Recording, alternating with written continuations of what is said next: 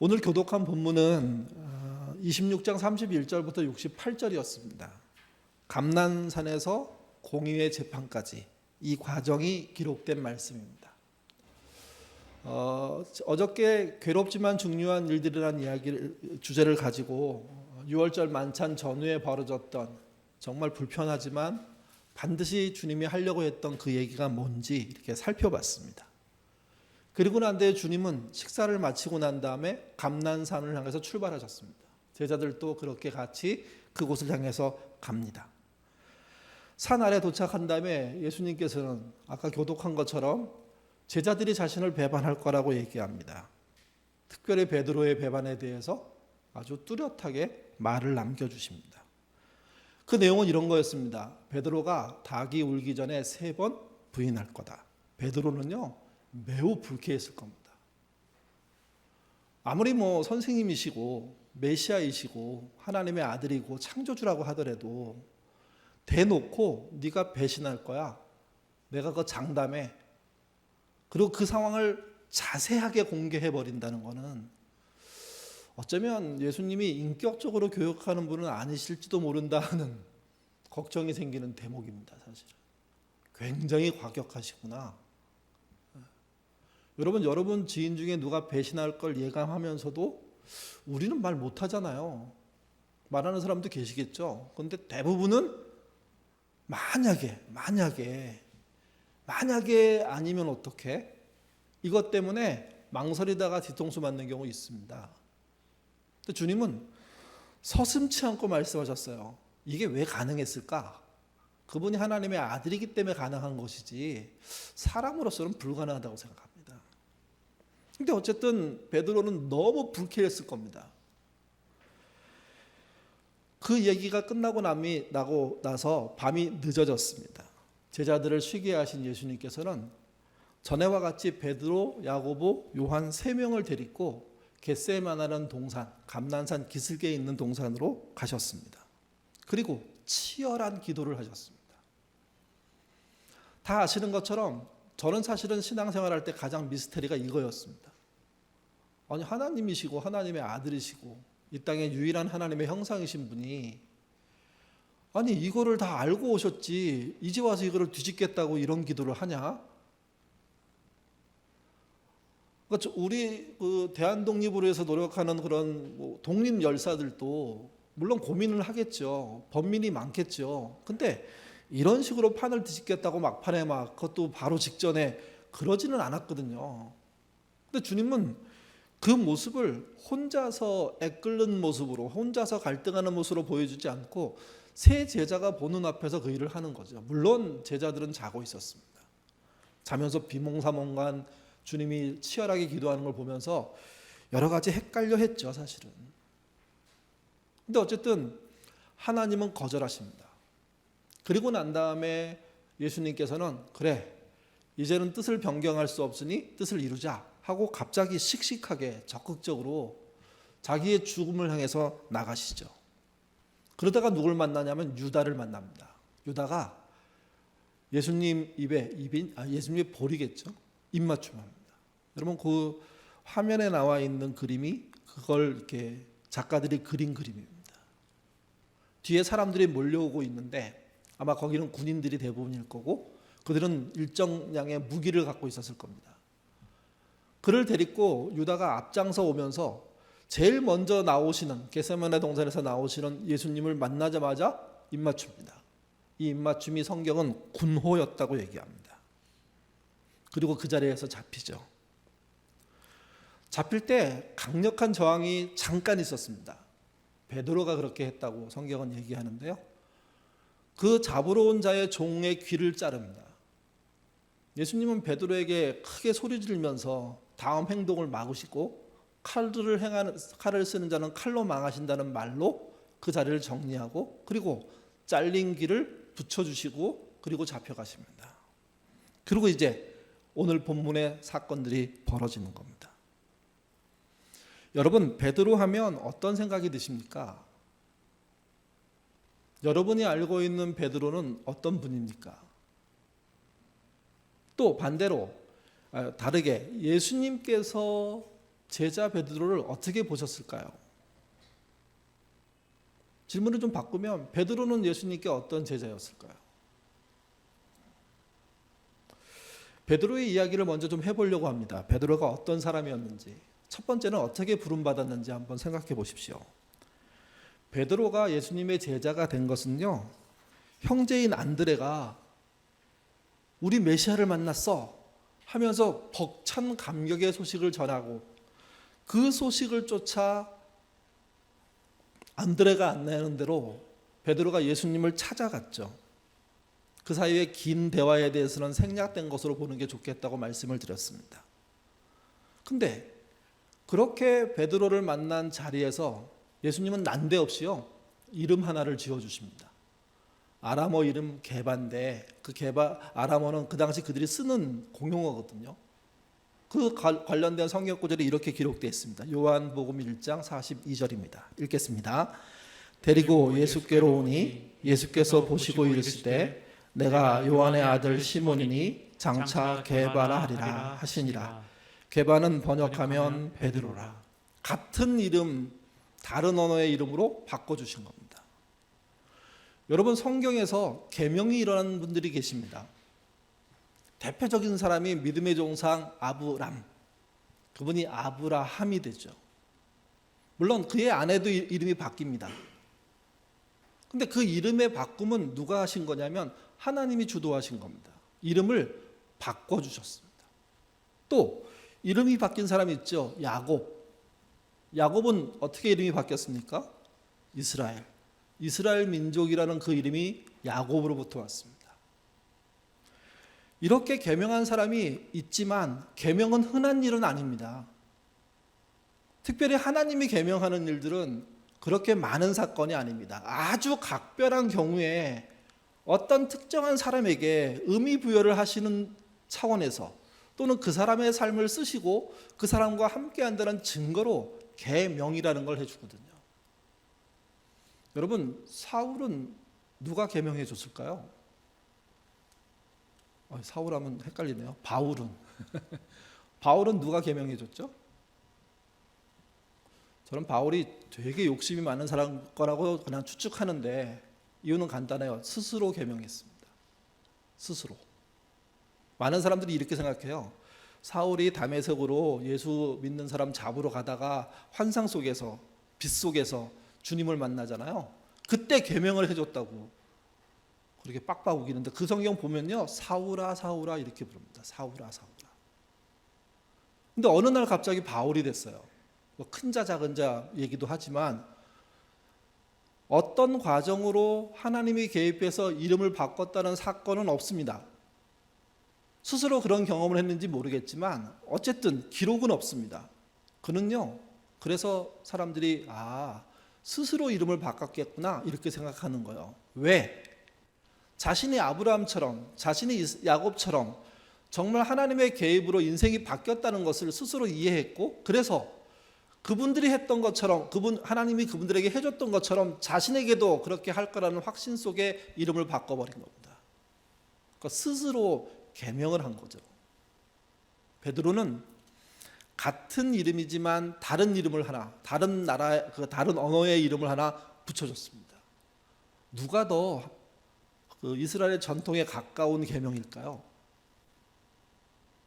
저는 베드로라고 생각합니다. 바울보다. 신약 성경이 바울에 의해서 많이 쓰여졌기 때문에 사람들은 바울 중심에, 또 로마서와 갈라디아서를 썼기 때문에 이신칭이라는 믿음의 어떤 구조의 핵심을 갖고 있는 사람이라고 생각해서 중요하게 생각하지만, 사실은 하나님의 개입적인 문제에서 따졌을 때는 뭐 바울도 만만치 않지만 베드로도 만만치 않은 여정을 겪은 사람이라는 겁니다. 계명을 할 정도로, 계명이라고 하지 않고 별명이라고 성경은 얘기하는데요. 두 번째는 베드로가 제자가 되고 난 다음에 얼마 지나지 않아서 베드로의 장모가 열병을 겪게 됩니다. 그럴 때 예수님이 어떻게 하시죠? 그 장모의 집에 찾아가죠. 그 베드로의 집이라고 성경은 써 있는데 그 베드로의 집에서 장모님을 모시고 있었던 건지, 어쨌든 찾아가서 그 열병을 낫게 하고 그 열병을 치료받은 장모는 예수님께 감사의 표현들을 합니다. 여러분, 예수님의 가정 방문을 유일하게 받은 사람이 누굴까요? 베드로라고 할 수 있습니다. 물론 뭐 다른 사람들을 갖는지 확인하기는 불가능합니다. 세 번째, 신앙 고백이란 차원과 하나님이 주신 권위를 받았다는 차원에서 베드로도 독특합니다. 예수님이 누구이냐 하는 논쟁이 있었습니다. 사람들에게 서로 대화하고 서로 질문하는 과정 중에 예수님께서 직접 제자들에게 물으셨습니다. 너는 나를 누구라고 하느냐? 그랬더니 베드로가 유명한 대답 하나 하죠. 주는 그리스도시요 살아계신 하나님의 아들이십니다. 예수님은 굉장히 좋아하셨습니다. 흐뭇해하셨습니다. 그래서 이렇게 말했습니다. 지금 네가 한 말은 너 스스로 깨달아서 한 말이기보다는 하늘에서 가르쳐 준 말이다. 그러니 자만하지 마라. 이런 말씀을 하십니다. 그 이어에 있는 마태복음 16장 17절에서 19절 말씀 같이 읽어보겠습니다. 바요나 시몬아 내가 복이 있도다. 이를 내게 알게 한 이는 혈육이 아니요 하늘에 계신 내 아버지시니라. 또 내가 내게 이르노니 너는 베드로라. 내가 이 반석 위에 내 교회를 세우리니 은부의 권세가 이기지 못하리라. 내가 천국의 열쇠를 내게 주리니 내가 땅에서 무엇인지 매면 하늘에서도 매일 것이요 내가 땅에서 무엇인지 풀면 하늘에서도 풀리리라. 신앙 고백이라는 이 고백, 예수님에 대한 자기 이해를 밝힌 그 사건, 그것은 전적인 하나님의 은혜라는 예수님의 이야기가 얹어지면서 여기에서는요, 이런 걸 사람한테 줘도 되나? 하는 두 가지가 주어집니다. 하나는 무엇이냐면 너로부터 교회가 시작된다는 얘기입니다. 이때는 베드로부터라는 뜻이 아닙니다. 베드로가 한 신앙의 고백, 그 고백을 하는 자들로부터 교회가 시작된다는 겁니다. 근데 어쨌든 그것이 베드로와 관련돼 있습니다. 교회의 시작. 또 하나는 천국의 열쇠를 주시겠답니다. 그래서 네가 땅에서 무엇이든지 매면 잠그는 거죠. 하늘에서도 잠기는 역사가 나타나고 네가 무엇인지 땅에서 풀면 하늘에서도 어떤 역사가 나타납니까? 풀리는 역사가 나타날 거다. 완전히 천국이 베드로의 쥔 천국 열쇠에 의해서 열리고 닫히는, 정확하게 무슨 뜻인지는 모르겠지만 어쨌든 그 누구도 들어본 적이 없는 사건이 그 자리에서 벌어지는 겁니다. 여러분, 바울은 성경을 많이 쓰고 이신칭이라는 구원의 논리들을 펼치고 후대들이 그 삶을, 그 논리를 굉장히 중요하게 생각하고 기독교의 어떤 전통의 정신으로 이렇게 받아들이고 있는 면에서 중요한 인물이지만 베드로는요, 교회의 출발입니다. 그래서 교회의 출발로서 베드로, 천주교에서는 교황의 으뜸이잖아요. 그의 손에 뭐가 들려 있습니까? 천국을 여는 열쇠가 들려 있습니다. 그런 존재가 베드로라는 겁니다. 물론 뒤에 가서 굉장히 교만스럽게 예수님이 십자가에 죽고 이런 일 없을 겁니다 말 한마디 했다가 사탄으로 내몰리기도 합니다. 단 몇 분 사이에 진짜 대단한 칭찬을 받고 단 몇 분 사이에 정말 말도 안 되는 사탄이라고 내몰리는 그런 경험을 한 사람이 누구냐? 베드로라는 거죠. 네 번째는 베드로, 안드레, 요한, 이 세 명은 다른 제자들이 경험하지 못한 각별한 경험들을 합니다.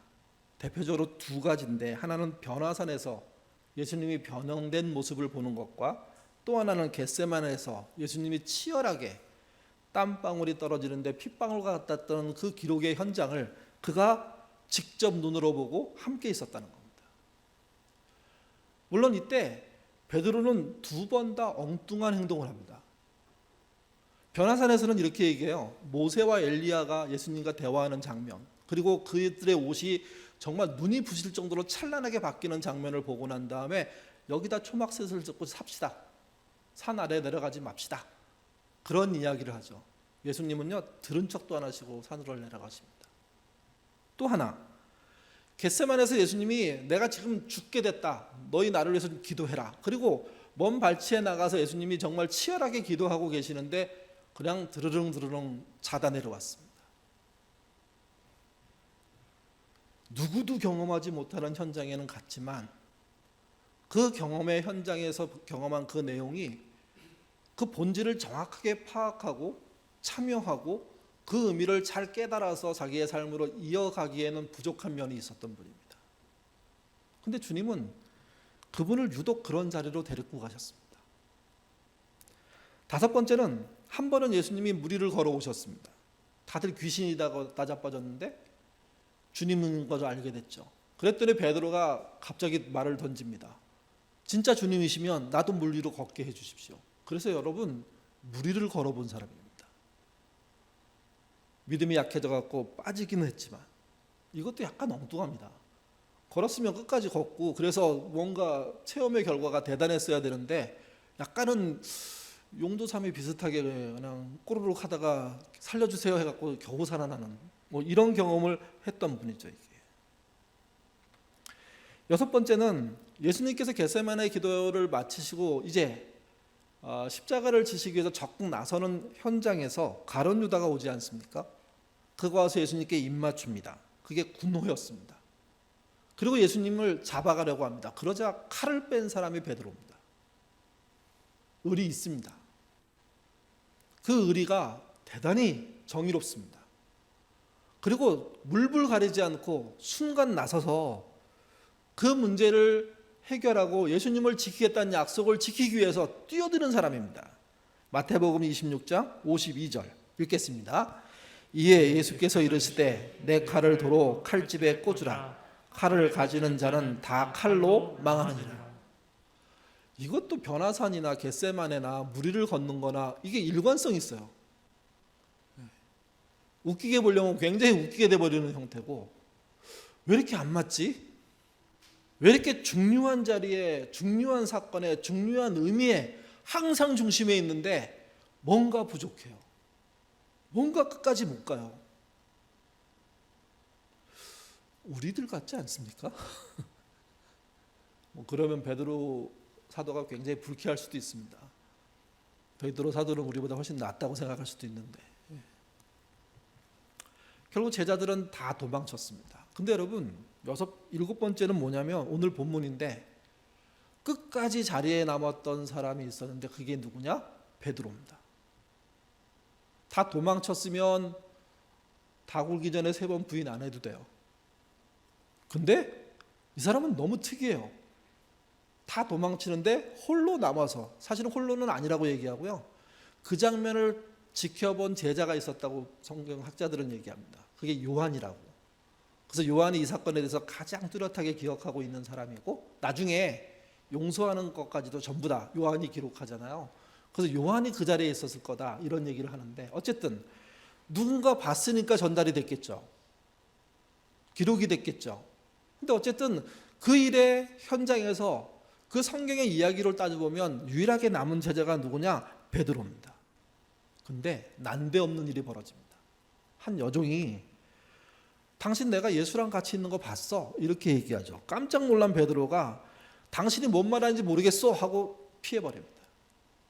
순식간에 그런 일이 벌어졌습니다. 또 마음을 추스르기도 전에 갑자기 또 다른 여종이 나사렛에 나사렛 예수와 함께 있었던 사람이라는 얘기를 또 합니다. 이때 베드로는요 2번째였기 때문에 맹세했다고, 어떤 성경은 저주했다고 이렇게 표현하는데 나는 그 사람을 절대 모릅니다 하고 부인해버립니다.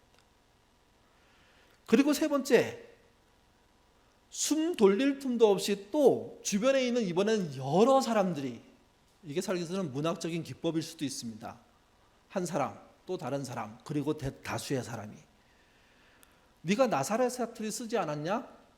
그걸 볼 때 예수랑 같은 억양이었다, 같은 말투였다, 그래서 네가 같은 편이라고 생각한다 하고 갑자기 막 덤벼듭니다. 그때 베드로가 나는 그 사람 알지 못한다 하고 냉정하게 끊어버리죠. 근데 그 다음 얘기가 충격입니다. 74절에서 75절 말씀 읽겠습니다. 곧 닭이 울더라. 이에 베드로가 예수의 말씀에 닭 울기 전에 내가 3번 나를 부인하라 하심이 생각나서 밖에 나가서 심히 통곡하니라. 생각해 보세요. 예수님이 너 진짜 닭이 울기 전에 3번 나를 부인할 거야. 그때 말도 안 된다고 막 흥분했었거든요. 얼마나 불쾌했을까요? 나를 뭘로 보냐고. 근데 그런 말이 있더라고요. 나를 뭘로 보냐는 말을 할 정도가 되면 끝난 거라고, 관계는. 의심받고 있는 거니까.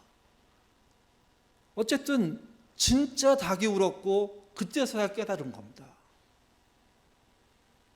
오늘 설교 제목이 진짜 닭이 운다는 겁니다. 정말 닭이 우는 타이밍이 온다는 겁니다. 베드로에게만 왔다는 얘기가 아니라 우리에게도 그렇게 온다는 거죠. 그런 상황으로 가지 않아야 되고 그런 상황을 만들지 않아야 됩니다. 설마 했다가 설마가 사람 잡는다는 얘기 있지 않습니까? 베드로는 그런 현장을 직접 경험한 겁니다. 마태복음 26장은 사실 우리는 베드로의 실패 또는 앞에 얘기했던 가룟 유다의 실패만 얘기하는 장이라고 생각합니다. 그런데 실제는 그렇지 않습니다. 12제자 모두가 실패하거든요. 그 12제자 안에 유독 둘이 눈에 뜨는 겁니다. 예수님을 팔아먹었던 가룟 유다, 그리고 설마 하다가 결국은 예수님을 부인해버린, 그것도 한 번이 아니라 3번이나 부인해버린 마태복음 26장은 예수님을 판 가룟 유다나 3번 부인한 베드로나 똑같다고 얘기합니다. 또 한 걸음 더 나가서 다른 10제자도 다를 게 하나도 없다는 거죠. 이게. 그래서 가룟 유다도 무너지고 베드로도 무너지고 10제자도 무너지는 겁니다. 실패한 겁니다. 예수님이 12명을 제자로 키웠다고만 제안한다면 예수님의 교육 방법은 성공입니까? 실패입니까? 예수님 정도면 성공하셔야 되는 거 아닌가요? 근데 왜 한 명도 성공하지 못했을까요? 이건 신학적으로 생각해 볼 만한 이유가 그 안에 있습니다. 대부분 다음 얘기를 하기 전에 한번 질문 드려보죠. 여러분 맹세하고 장담한 일을 무참히 무너뜨려버린 경험 있지 않으십니까? 어떤 분들은 과거에는 그렇게 했는데 지금은 나아진 분들이 아마 대부분일 겁니다. 나이가 드실수록 더 나아지는 것, 그게 아마 인생이겠죠. 근데 어렸을 때, 젊을 때, 미숙할 때 그 실패의 강도와 패배의 내용들이 사실은 모든 인간들에게 있는 내용이라는 겁니다. 한 번도 실패하지 않은 존재, 한 번도 패배하지 않는 존재 없다는 것을 저는 이 본문을 통해서 느낄 수 있습니다. 여러분도 그러셨으면 좋겠습니다. 나는 아니야. 저는 이게 이 본문이 말하고자 하는 가장 큰 함정이라고 생각합니다. 두 번째는 여러분이 믿고 키운 사람들의 실패와 그들의 좌절 때문에 애통해하고 힘들어하던 경험들 없으십니까? 당연히 있을 수밖에 없다는 겁니다.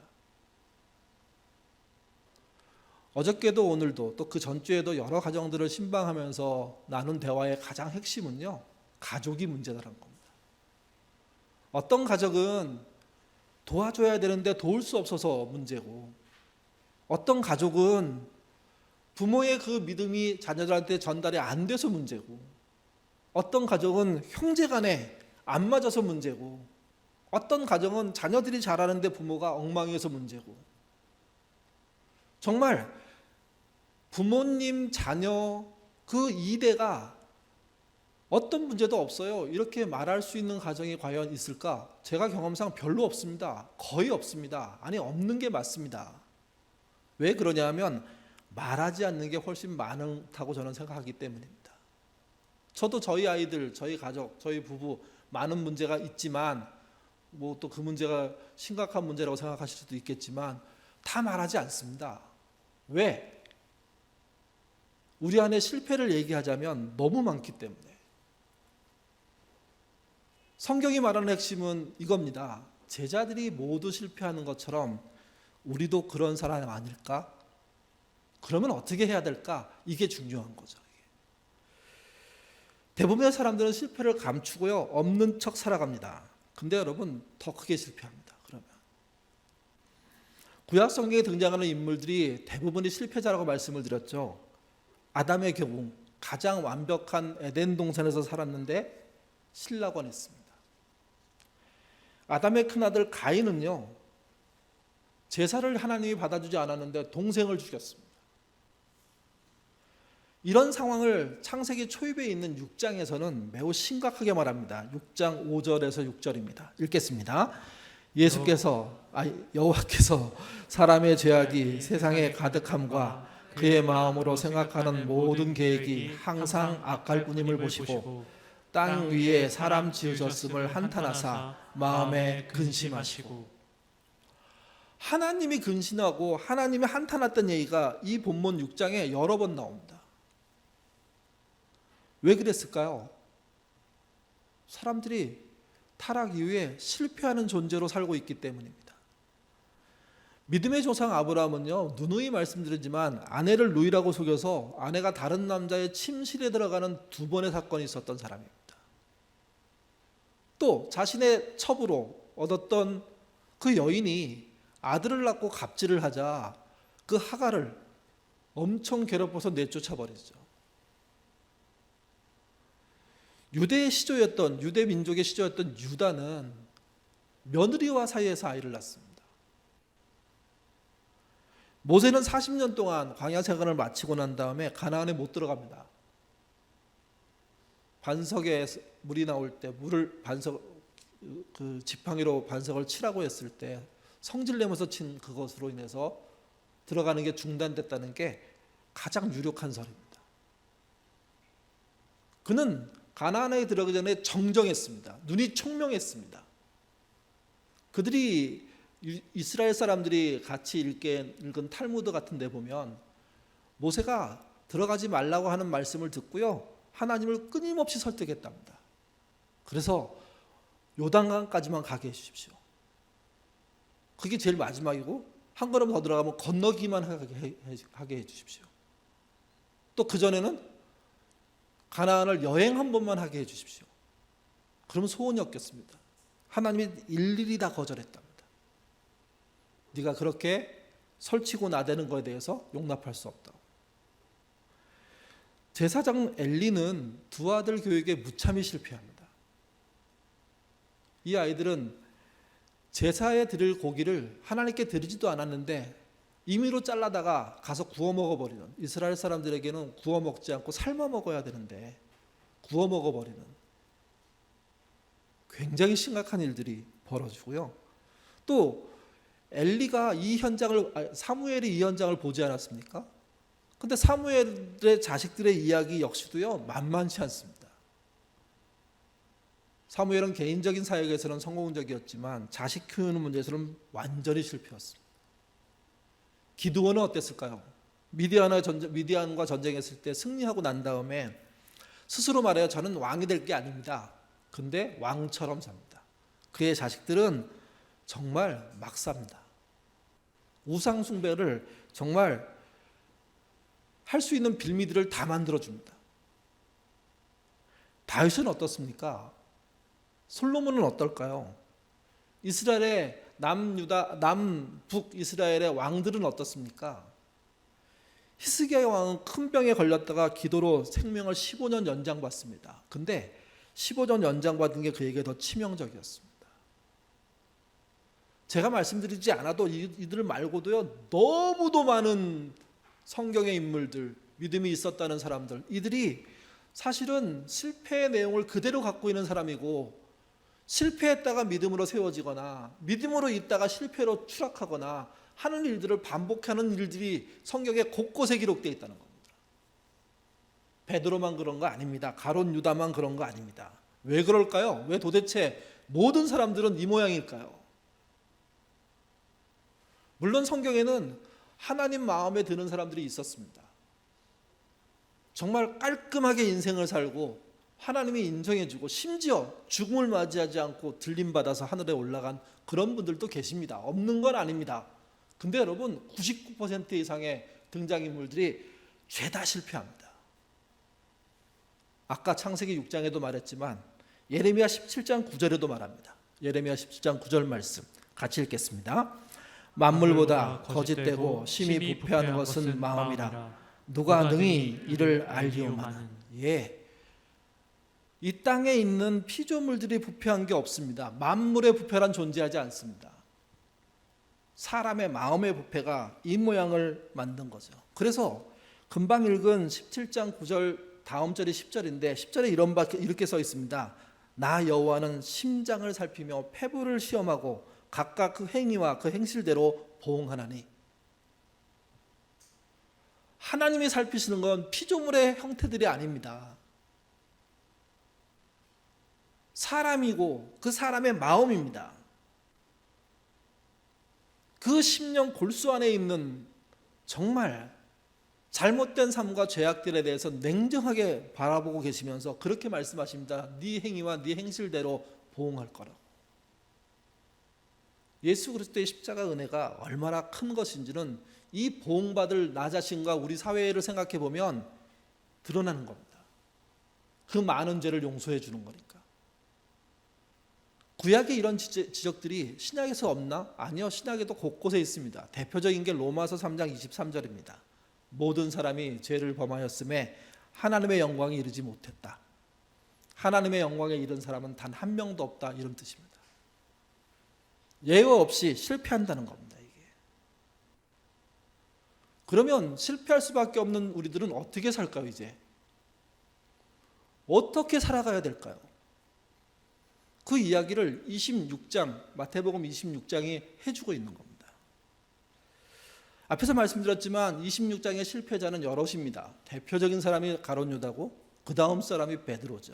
그리고 10명의 제자 다 실패합니다. 가룟 유다는 은30에 예수를 팔아먹었습니다. 베드로는요, 예수님을 3번 부인합니다. 물론 두 제자의 실패만이 아니라 다른 제자 다 실패했다고 말씀드렸습니다. 실패한 목록이 안 나올 뿐입니다. 그런데 사람들이 이렇게 생각해요. 가룟 유다의 실패와 베드로의 실패는 다르다고요. 누가 더 심각한 실패입니까? 그렇게 질문을 던지면 이구동성으로 가룟 유다라고 얘기합니다.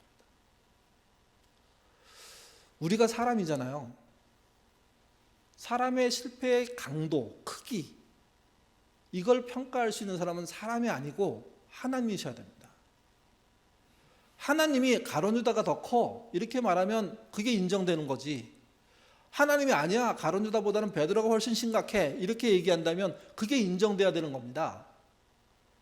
우리들끼리 베드로가 더 좋아, 가룟 유다가 더 나빠, 이렇게 얘기하는 건 사실은 우리 안에 아직도 공로의식이 남아있다는 겁니다. 나는 괜찮아, 나는 누구보다 나아, 비교의식이 남아있다는 겁니다. 사람의 가장 부패한 게 뭐냐면 비교해서 내가 우등해, 나아, 괜찮아, 이렇게 생각하는 의식입니다. 그런 의식으로부터 뭐가 시작되느냐? 이 땅에 또 다른 실패들이 시작되는 겁니다. 우리가 보기에 가룟 유다가 더 심한 잘못을 해 보이지만, 베드로가 좀 약한 잘못을 해 보이지만 우리는 잊지 않아야 됩니다. 베드로의 실패나 가룟 유다의 실패나 똑같은 거라고요. 예수님을 부인해 보지 않은 여러분들 입장에서 그러나 다른 실패 영역이 있지 않습니까? 그 실패가 부인한 것보다 적게 보인다고 하더라도 성경의 이야기는 그 사람의 죄나 너의 죄나 똑같다는 얘기입니다. 여기에 우리가 혼란을 겪는 겁니다. 그래도 나는 누구보단 나아, 그놈보단 괜찮아. 그래서 망가진다는 거죠. 그래서 죄를 짓고 실패하는 것은 모두가 그렇게 할 수밖에 없고 하고 있는 일들입니다. 그걸 안 짓고 완벽하게 살아가는 사람은 진짜 별종 중에 별종이고 진짜 있을까 확인해 봐야 됩니다. 아마 그런 사람들하고 알려진 사람들도 하나님의 은혜가 있었기 때문에 그렇게 했고 기회를 준 것을 잘 선용하고 덜 죄 짓고 따라가다 보니까 그런 혜택을 받은, 칭찬을 받은 것이지 완벽했기 때문이라고 말할 수 없습니다. 실패 자체보다 더 중요한 게 뭘까요? 실패 후입니다. 가룟 유다는 예수님이 순순히 잡혀가시는 그 모습을 보고 자기의 잘못을 알았습니다. 진짜 선하신 그분인데 내가 진짜 오해했구나. 그는 문제를 해결하고 싶었습니다. 그래서 은삼십을 들고 대제사장을 찾아가서 돌려주면서 예수님을 풀어줄 것을 요청합니다. 대제사장들은 비웃었습니다. 네가 은삼십 가져가지만 돌려줄 때는 그게 돌려주는 것으로 끝나는 문제라고 생각하냐? 이 어리석은 놈아. 그 말에 그는 충격을 받았습니다. 돈만 돌려주면 끝난다고 생각했는데 그게 아니었거든요. 이 죄책감이 몰려오고 본인을 고립시키고 완전히 공황 상태에 빠져버린 그는요, 자살을 선택할 수밖에 없었습니다. 베드로는 어땠을까요? 3번 부인하자마자 정말 닭이 울었습니다. 얼마나 놀랐을까요? 성경은요, 그 놀람 때문에 통곡을 했다고 써 있습니다. 근데 여러분, 그 통곡을 한 베드로는 그 무너진 실패의 현장에서 조금씩 일어납니다. 어떻게 해야 될지 모르겠고 어떤 길로 가야 될지 알 수가 없지만, 실패해서 후회하고 있지만, 예수님을 십자가에 내준 자기도 공범이라는 사실을 알게 됐지만 어떻게 살아야 될까? 당장 목숨을 끊는 방향으로 가지 않고요, 그래도 기다리는, 그래도 견디는, 그래도 자신의 오명을 스스로 감당해야 된다는 그런 나름의 책임의식 속에 그 시간을 견뎌내는 겁니다. 최광렬이라는 분이 쓴 글에 이런 말이 있습니다. 마지막으로 같이 한번 읽어보죠. 읽겠습니다. 사람은 죄 때문에 멸망하지 않습니다. 회개에 이르지 않기 때문에 멸망하며 은총을 거부하기 때문에 죽습니다. 죄책을 감당하지 못하여 스스로 절망하는 유다야말로 은총을 거부하는 자입니다. 죄책을 이기는 게 믿음 아닙니까?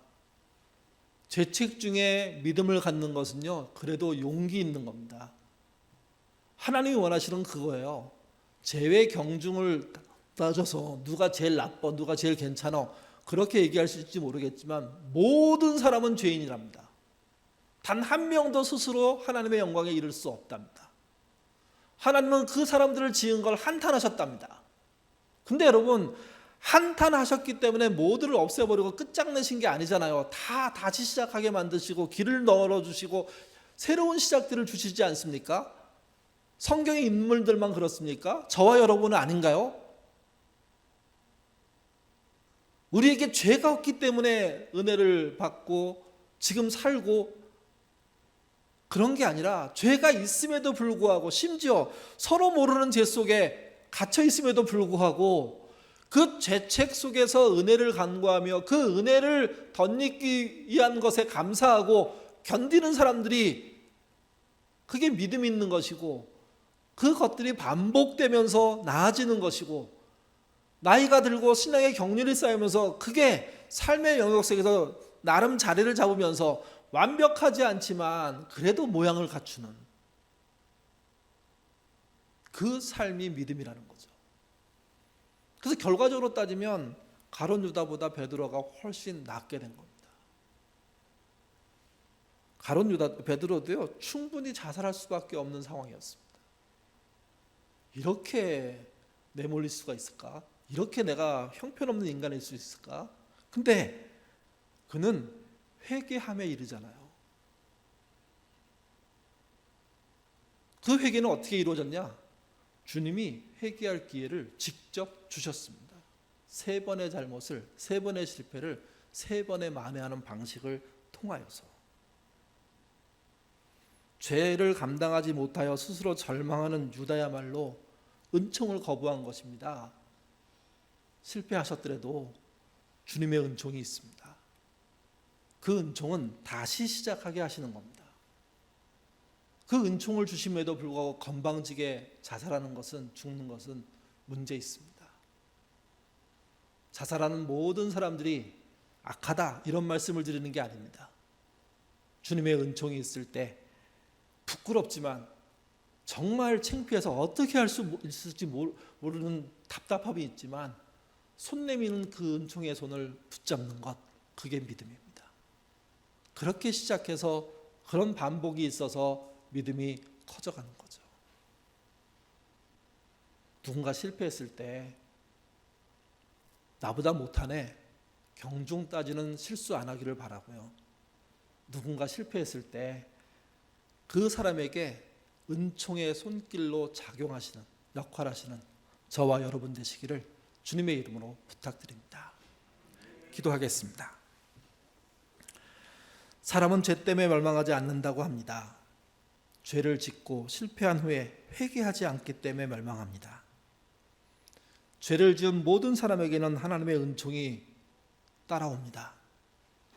사실 그 은총을 넙죽 받아서 내 것으로 만드는 게 너무 부끄러운 일이기에 힘들지만, 그러나 사람이 살아갈 수 있는 방법은 그 은총을 붙잡는 방법 말고는 없습니다. 죄책감이 아무리 크다고 하더라도 은총으로 손 내미시는 하나님의 그 손을 붙잡는 그런 예인의 식구들 되도록 인도하여 주옵소서. 나에게 손을 내미시는 하나님은 내 주변의 모든 사람들에게 손을 내미십니다. 심지어 나와 원수의 관계에 있는 자들에게도 손을 내미십니다. 그분을 쫓아 우리도 이 땅에 실패한 사람들에게 손 내미는 그런 믿음의 사람들 되게 도와주시고, 특별히 교회 안에 어려운 사람들에게 손 내밀어 주의 은총을 보여주는 통로들이 되도록 인도하여 주옵소서. 가룟 유다처럼 가지 말게 하시고 베드로처럼 견디게 하옵소서. 견디고 이기기도 보다면 결국은 나아지는 날이 오게 될 것이고, 잘 견뎠다라는 칭찬 또한 받게 될 것입니다. 천국에 가는 그날까지 잘 견디는 것이 믿음이라는 사실을 알고, 어렵지만 죄의 책으로 눌리지만 그의 은총에 따라 이기려고 애쓰는 그런 신앙인 되도록 인도하여 주시옵소서. 감사하며 예수님 이름으로 기도드립니다. 아멘.